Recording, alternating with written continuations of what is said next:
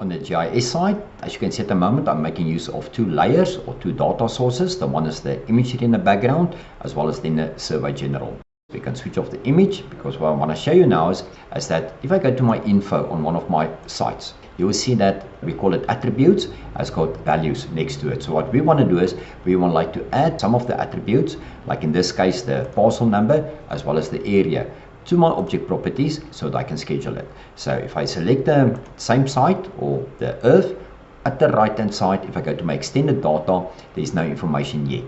So now I'm going to show you the command. It's under application. We go down to GIS heat map, and then we go down to set property definition from ArcGIS property. So I'm going to click on the command. Caddie will ask us the attributes. So I'm just going to indicate one of the sites. So it picks up all the attributes. So I explained to you if I go to info. So the attribute I would like to make use of is my parcel number, and my property set I'm going to apply to areas. Now that area name is already set up in my style manager. So I'm going to select the area name. I'm going to say OK, and Caddie will ask us to indicate diagonal corners. So I'm going to apply to all those earth or sites. So I'm going to left click on the right hand side. As you will see under my extended data, Caddie will give me my area name, that is 755, as well as the area. So now I can schedule it by just making use of the normal standard schedule command.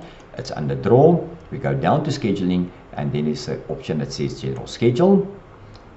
I'm going to schedule the areas. I'm going to say OK, and Caddie will ask us to indicate objects to schedule. So I'm just going to do, let's say, a portion like that, and I'm going to place my table on the right hand side. And as you can see, Caddie displayed my earth number as well as then the area itself.